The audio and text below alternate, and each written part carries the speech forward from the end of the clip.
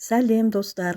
Бүгін мен сіздерге сәбіз қосылған қимақтың жасалу жолын көрсетемін. Видеоны соңына дейін менімен бірге болыңыздар. Лайк басып комментарий жазуды ұмытпаңыздар.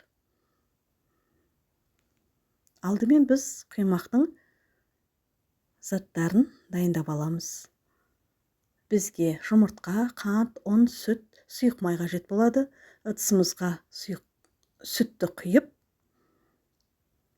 үстіне жұмыртқамызды қант салып араластырамыз.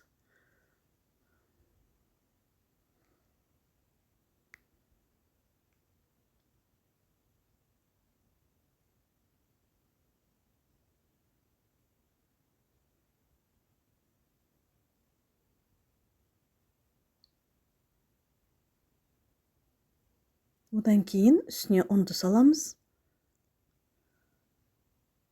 Оны да жақсылап араластырып,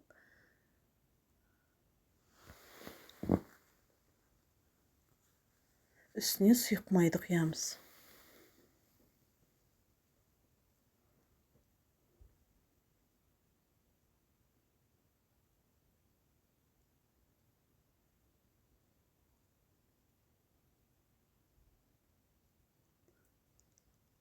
Отқа құймақ пісіретін тапамызды қыздырып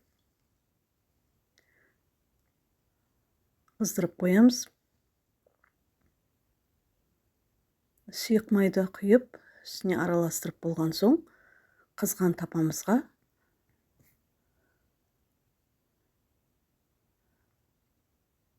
пісіре бастаймыз.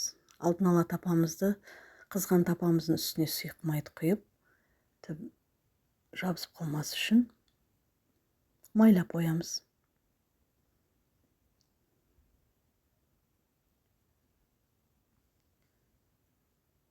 Құймағымызды пісіріп аламыз.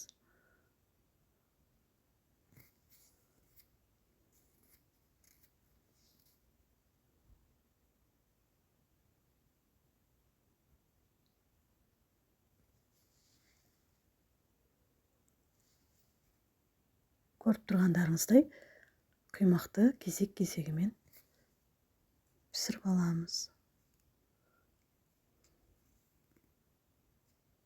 Енді алдын ала күштен өткізілген сәбізді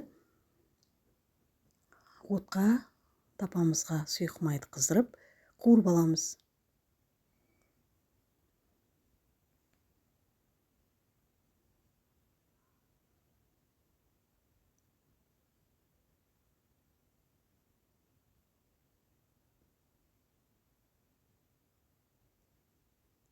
Сәбізді отта қатты болып кетпес үшін астын баяу отта пісіреміз. Енді алдын ала қайнатылған менде 2 жұмыртқа, осыны ұзынша етіп турап аламыз. Сәбізіміз пісем дегенше жұмыртқамызды турап ыдысымызға саламыз.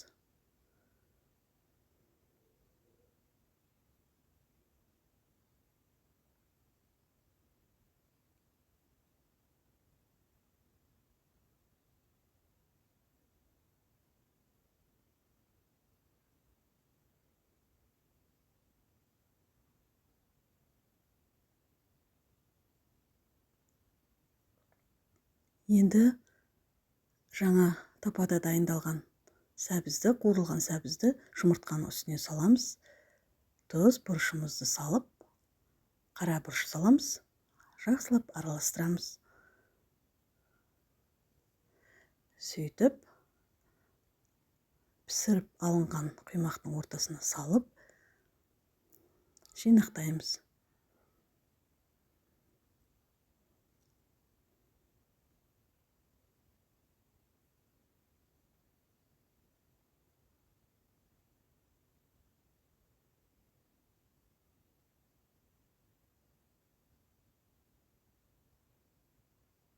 Мінекей, барлығын жинақтап қойдық.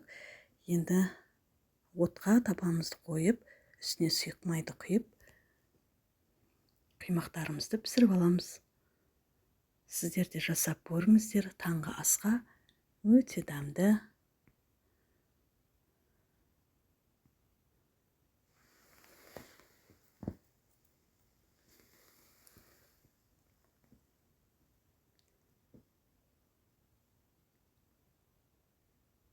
қимағымыздың екінші жағын аударып қысартып аламыз. Сіздер де жасап көріңіздер.